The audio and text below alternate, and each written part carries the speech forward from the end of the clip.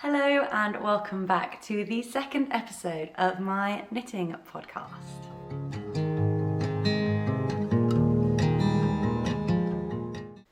My name is Rebecca and this is my YouTube channel, Rebecca's Wild Side. And today I'm just going to be talking about the things I have finished in the last 3 weeks and everything I'm working on. I just wanted to start this video with a huge thank you to all of you. I didn't expect my first video to get nearly as many views as it did, and all of your comments are amazing. I've been reading through them and replying to them. And yeah, I just thought I would bring this episode a week forward because I've got a lot to talk about. I'm going to start today's episode with what I'm wearing. This is actually my first finished object for this podcast. Yeah, this is my highly modified poppy tee, but it's actually what I'm calling my poppy jumper because it has long sleeves. I have no idea how to show you this without falling over. I don't know how people do this, but these are the long sleeves. As you can see, I've got the pearled detail at the bottom and I've got it tucked in. I'll show you the shoulder construction as well.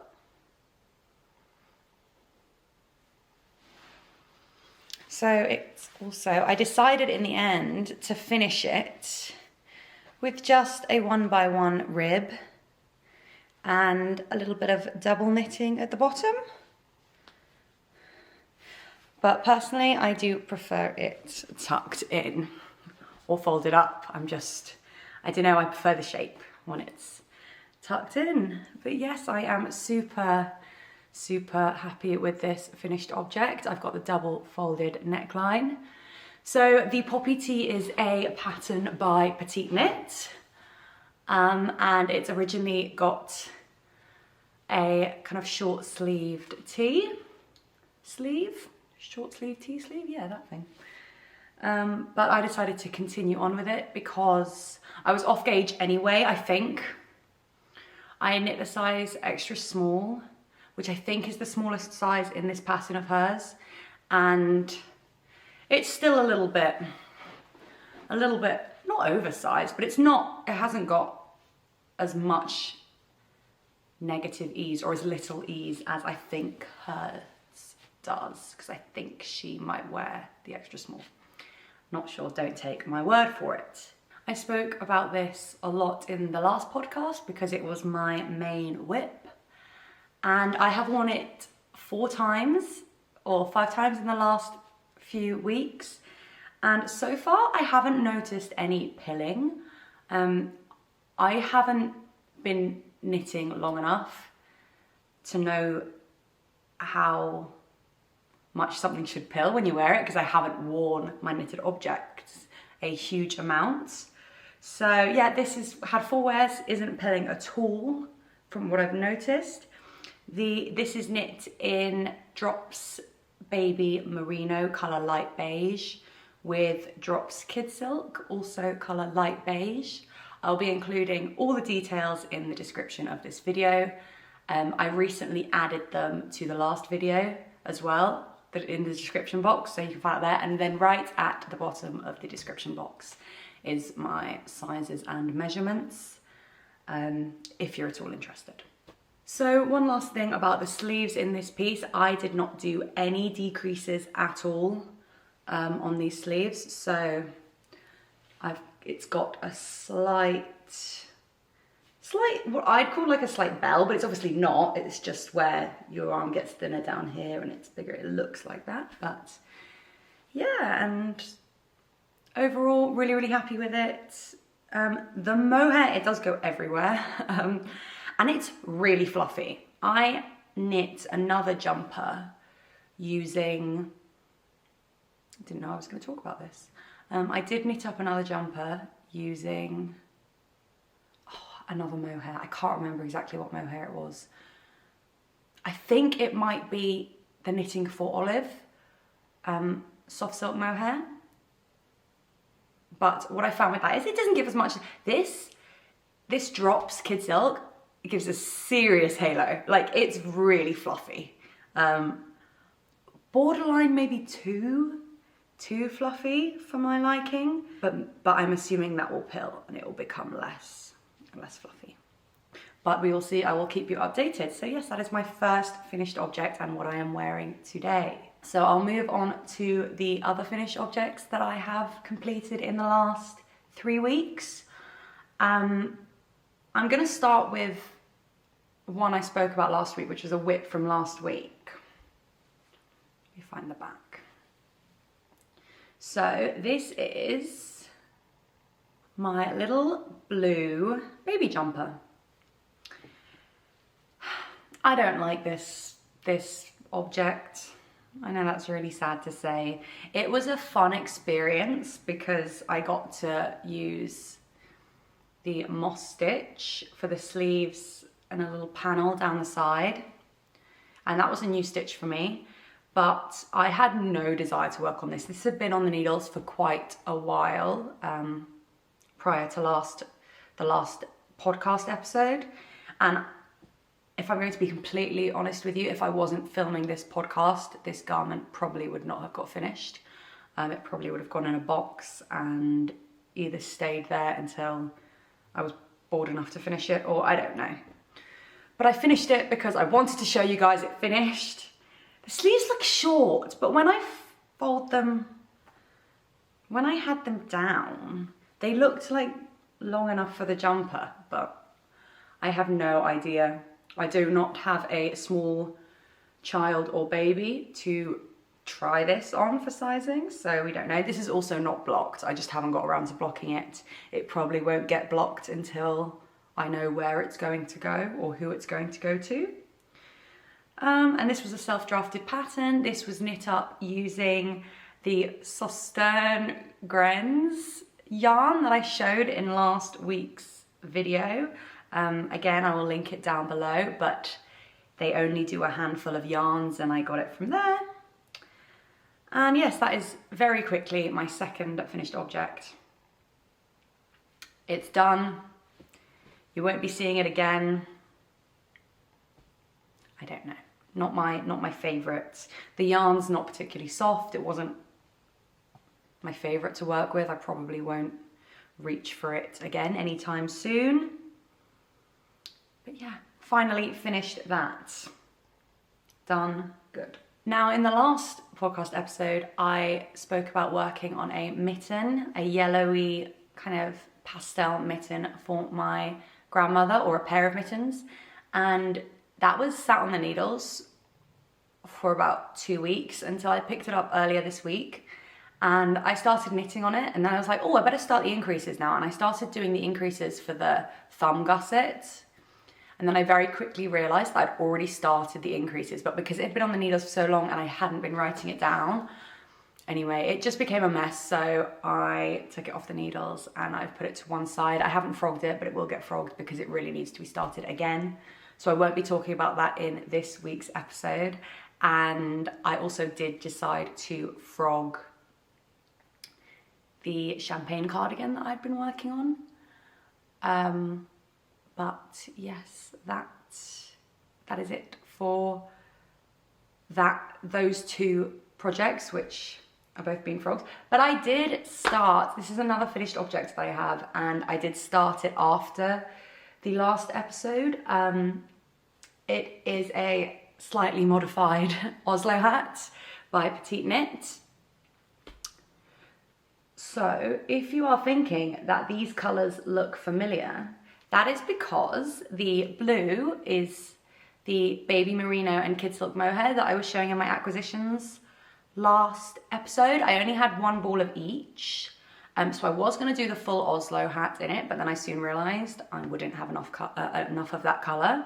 So I had an off-white colour from Drop's Baby Merino, which I held with another white mohair to make this striped hat. Now this, I have no problem showing you this.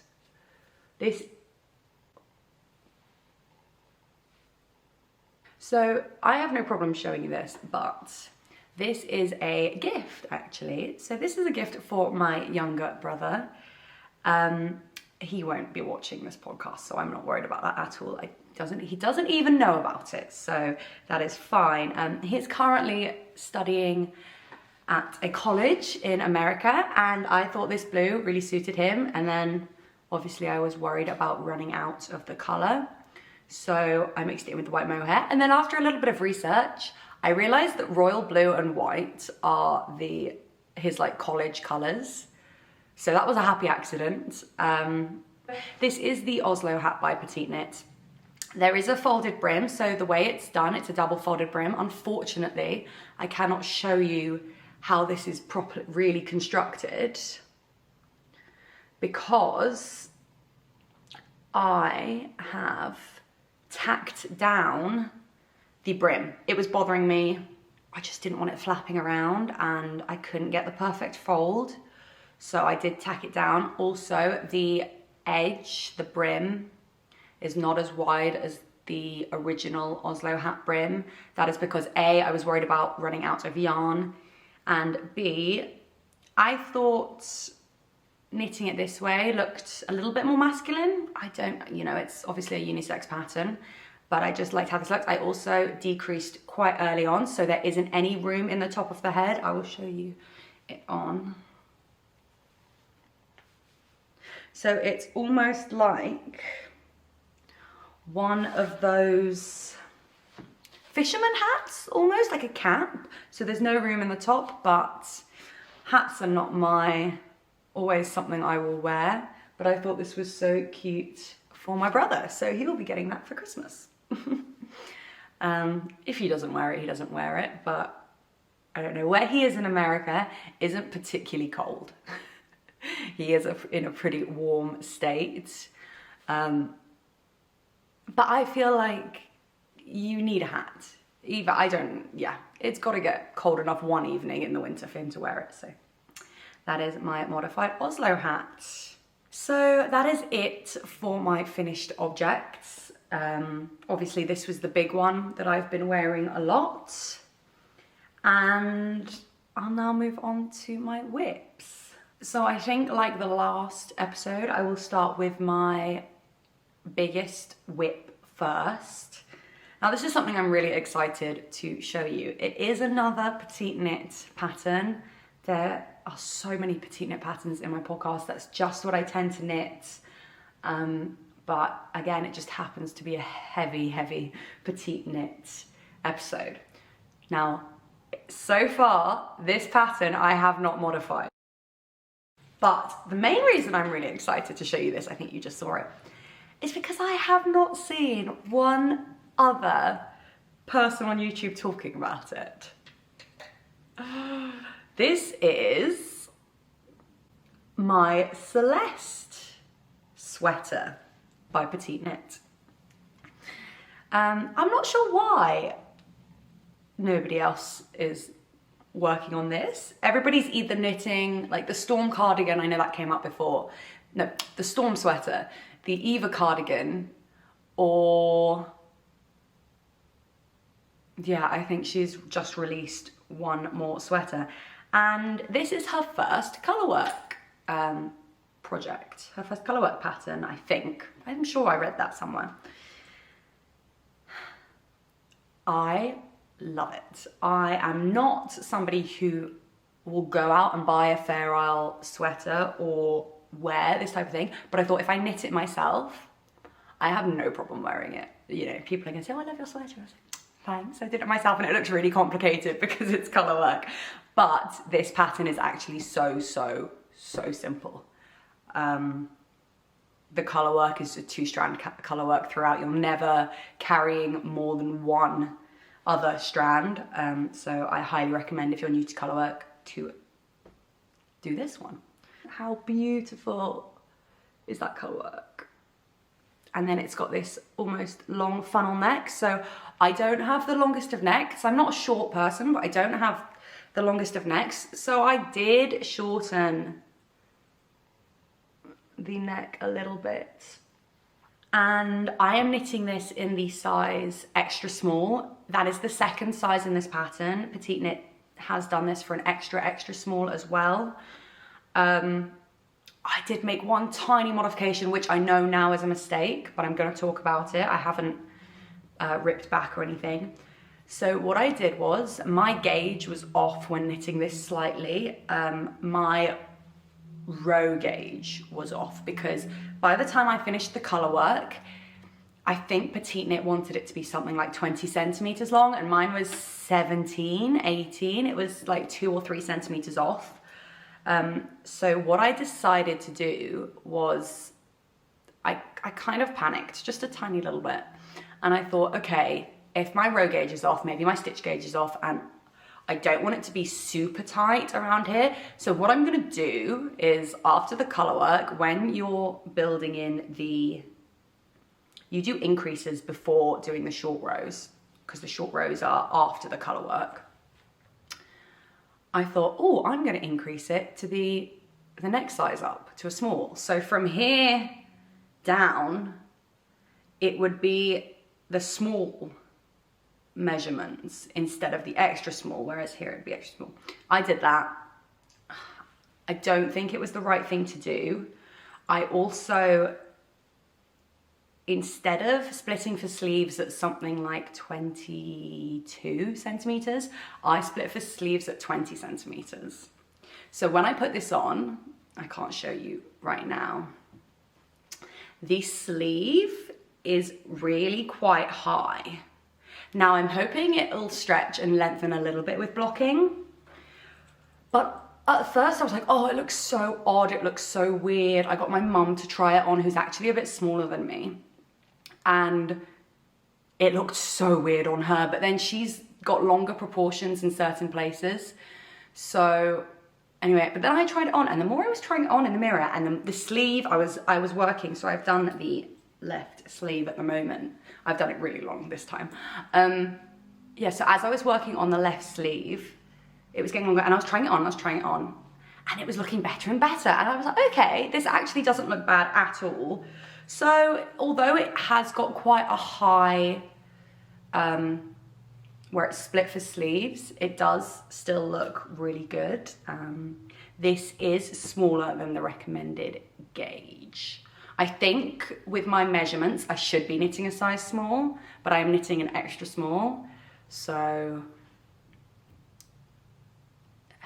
it looks good. It fits how I like it to fit. It will stretch a little bit more with blocking. The colors that I used, so I know it looks like, well, I think it looks identical to the original design that Petite Knit released. That is because I was scared to make up my own color palette for this. I just wanted the one that she had.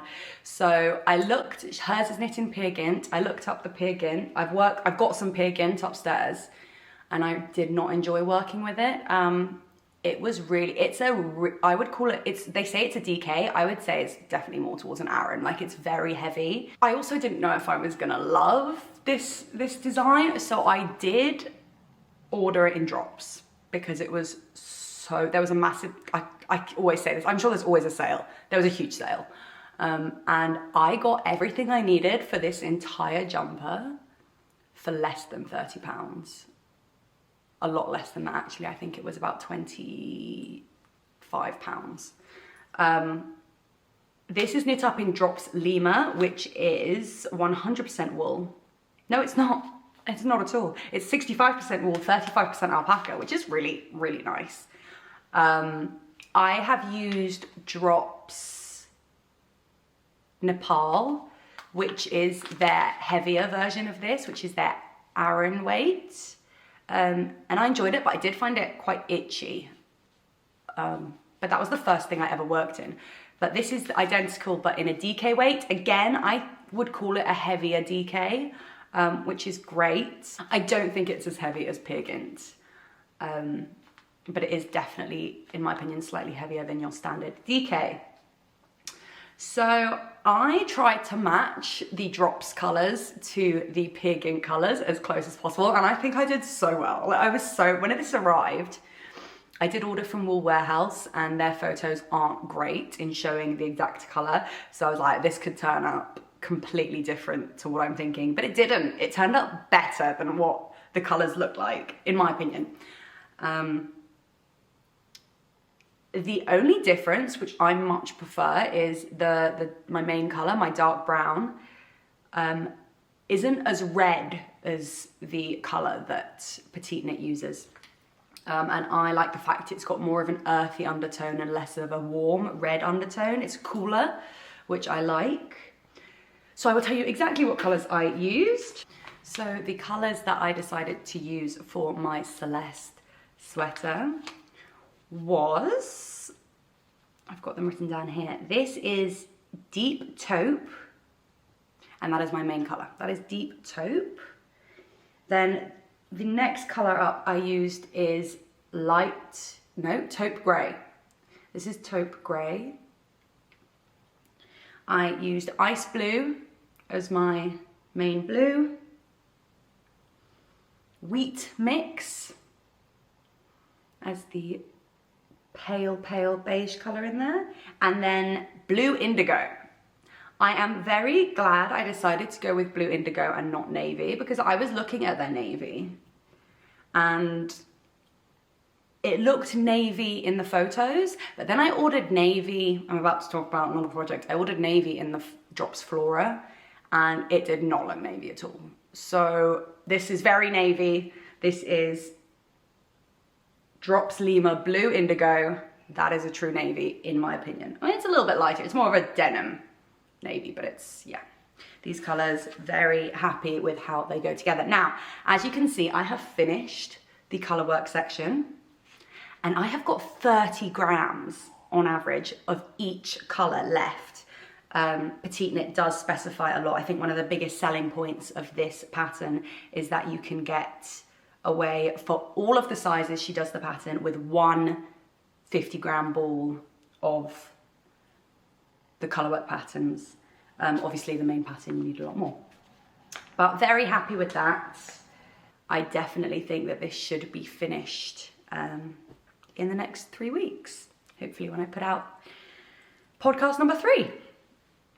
It has, I did use a new technique when creating this. I'm not sure what it is. It's an Italian cast on with you do an Italian cast on and then, or a German twisted cast on. I don't know which one it is. Let's just say it's an Italian cast on. This isn't the pattern. And then you do 2 rows of double knitting and it creates this really nice cast on edge. I don't know, very happy with it. And then I followed it to pattern, did I? I did a one by one rib for the sleeve. I went down from a 3.75 needle to a 3mm needle to do the cuff, and I just love how that has come out. Yeah, I did a 1 by 1 rib and then just a tubular bind off. I would really like to work on another Celeste sweater because I flew through the colorwork yoke. I don't know if I mentioned in my last podcast, I can continental knit and English knit. So it's really easy for colorwork because like continental with one side and English knit with the other one. So loved doing that. That's my main whip at the moment. I also decided to start, can you tell? I'm going to show you and then you can try and guess because I'm sure you've seen so many of these. This is my Steve West Knits MKAL. Now, I'm not a shawl girl. I'm not really a scarf girl. I also am not, like, I appreciate the West Knits patterns. When I see them, I'm like, wow, they look so good, so intricate. Just, the colors they use, amazing. I can never ever see myself wearing one. It is not, unfortunately, something that I would wear, but I do appreciate his patterns and everybody's patterns that they make using his design. But I love the idea of an MKAL. I came across it actually after Clue 1 had been posted, after all the drama, but I was just interested in watching that. So I thought, do you know what I'm going to do? I'm going to order a load of Drops Flora, which is a fingering weight yarn, because it's cheap and there's plenty of color options, and it doesn't have to be that soft because if I'm going to be completely honest, I'm probably never going to wear it. So yeah, that's what this is. So I think clue 3 has come out now and I'm still working on clue 1. But I'm not in a rush to finish this. This is just kind of this is when I get a little bit bored and I just want to work on something little in bed usually. It's not because it's got so many colors, it's not usually a traveling piece for me. So the new clue 1, the way he's done it is basically he encourages you to modify it if you feel comfortable in doing it. So instead of doing garter ridges, let me see if you can see here what I've done. Here we go. So instead of doing garter ridges, I have done 1 garter ridge on the 2nd row of each new color. Just because why purl when you can knit? And it is worked in the round. So I thought, I'm just gonna knit as much as possible and add a purl row in there every so often to keep it textured and interesting. And I have also halved the length of his rows. So I think he does 8 or 4 garter ridges per color. So that would be 8 rows per color. No, he must do more than that. Anyway, I've done half the amount of rows per color, so I've used each color more times than he has originally written. He encouraged this. It was something, I think he might have even mentioned this exact idea for the color work. But yeah, really excited about it. I think it looks so pretty. So I didn't want to go for super, he did encourage a gradient of colors, so I did stick to that. I didn't want to go for something super bright, and I thought with a shawl, blues, I wear a lot of navy, the blues could be really nice. So for this one, I am using my darkest color. So this is indigo. I have color petrol, which is a dark green. It's a bit darker than it looks on camera. I think the lights are quite bright. And then I went for this denim blue for my 3rd color, and my 4th color is a ice blue. So for the shawl, you need 100 grams of each color in fingering weight. And I got these for £3.40 a ball.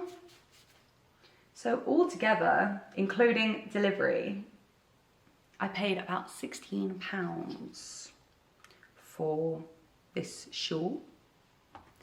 And yeah, I can't wait to see how it comes up. This is gonna be a slow grower. It's not gonna be worked on loads, so that could be a few podcasts until it is finished.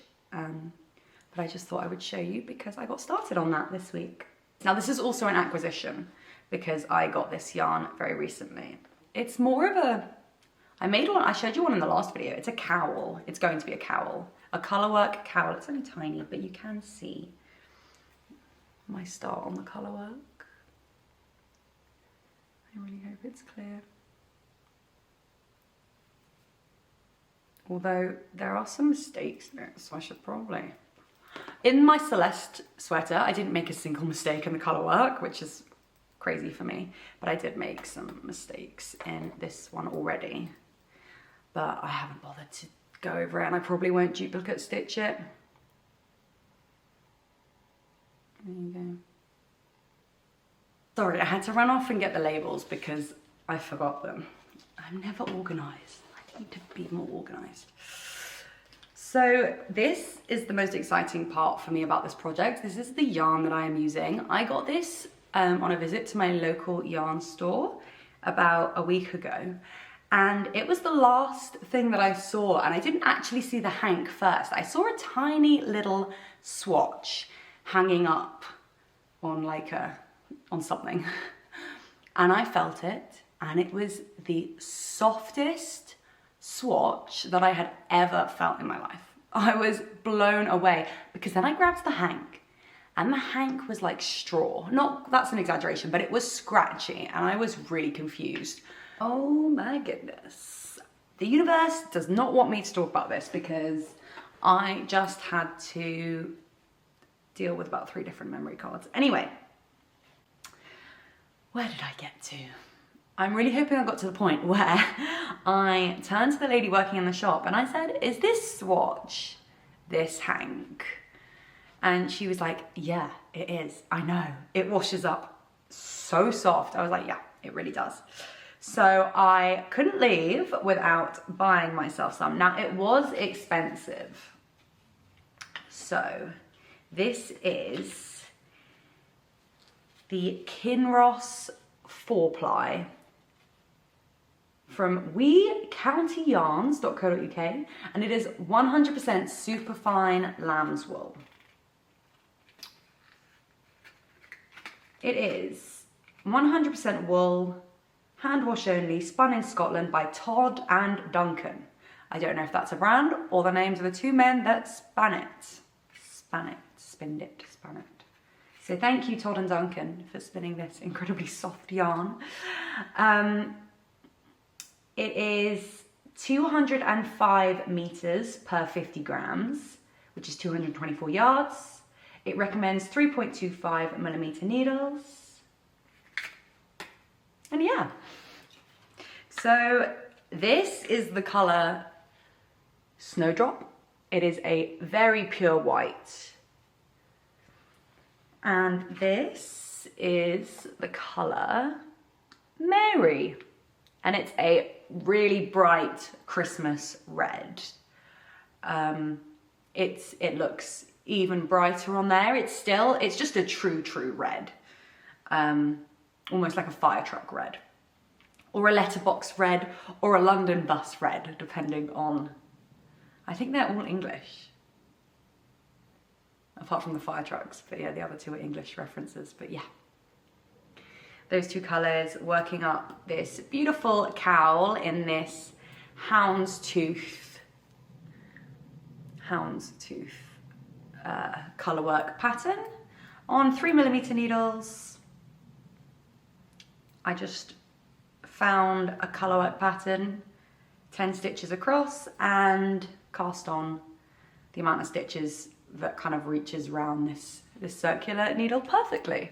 So that's just a fun little one. I'm super excited to see how that washes up. I am concerned about some bleeding because it is red and white, which I just know is notorious for bleeding, but we will see. They were about £9 for 50 grams, so they were expensive.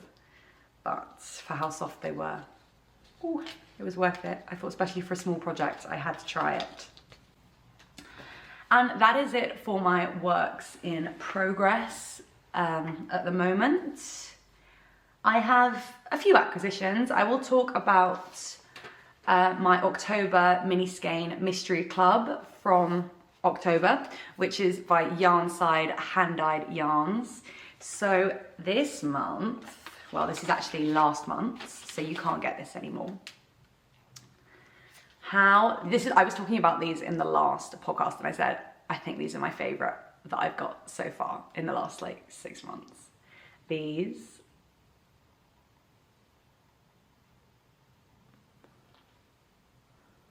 Stunning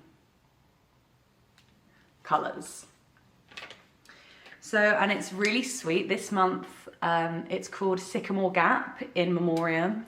So if you didn't see on the news that there was a sycamore tree that grew in a natural dip along Hadrian's Wall, which unfortunately was vandalized and somebody cut down recently. It was very sad, but these 2 colors are inspired by that. So this light one is Spring.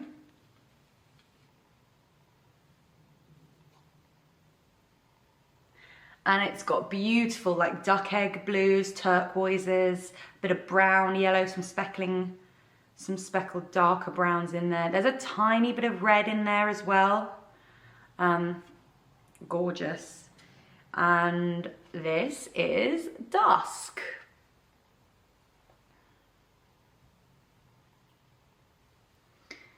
As usual, they are your standard sock yarns. They are 75% superwash merino, 25% nylon.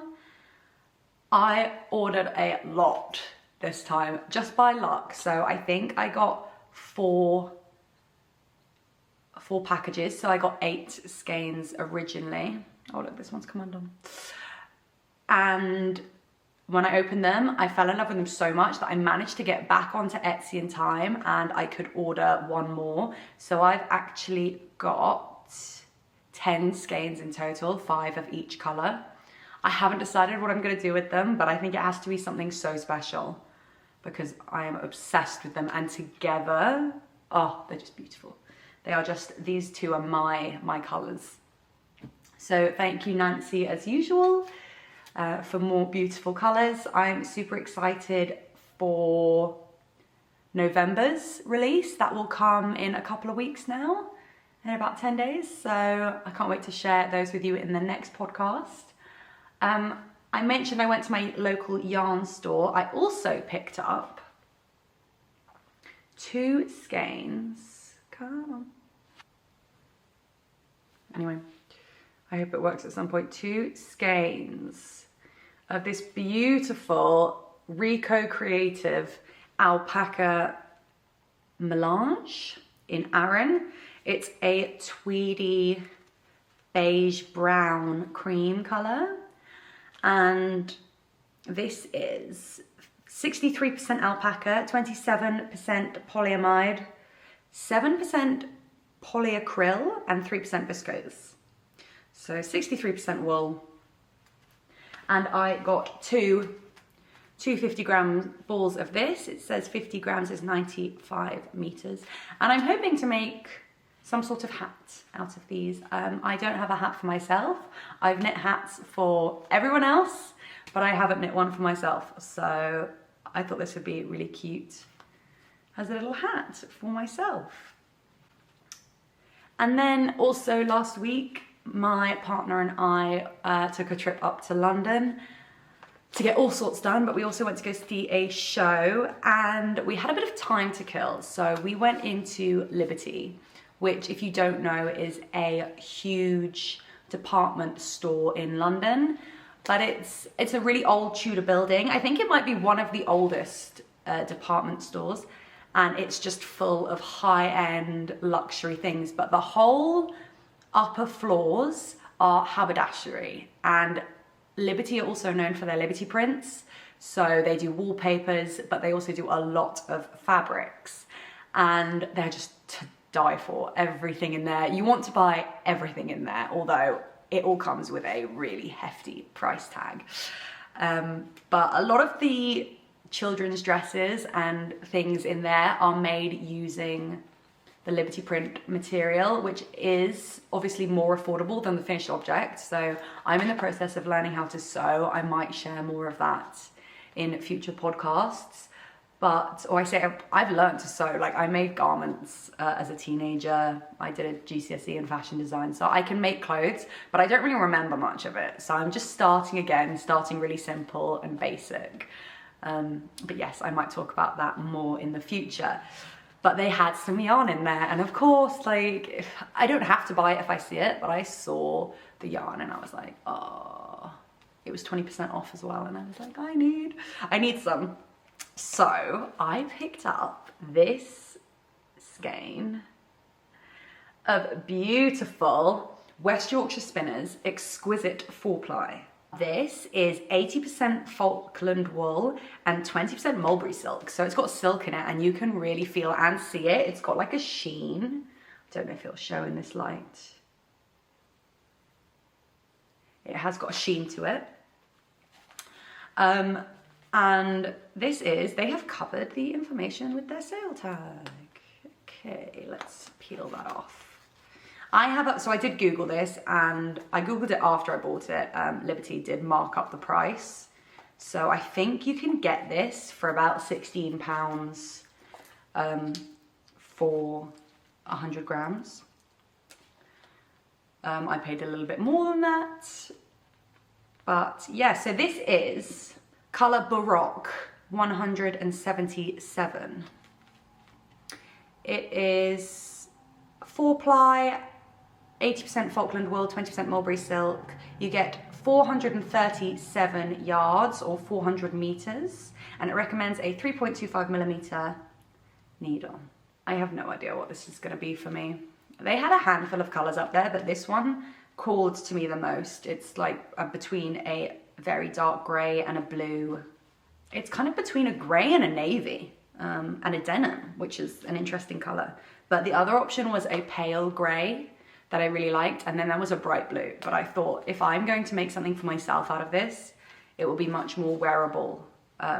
This will be a more wearable color for me. I was thinking maybe if I didn't go ahead and make a hat using the tweed, I would make this into a gorgeous Oslo hat. I am almost positive I can get an Oslo hat out of 100 grams of 4-ply. We will see. But yes, that is my final acquisition. That is all I have to talk about today with you. I hope I haven't missed anything out. Thank you so much if you're a returning viewer for coming back, and if you subscribed recently.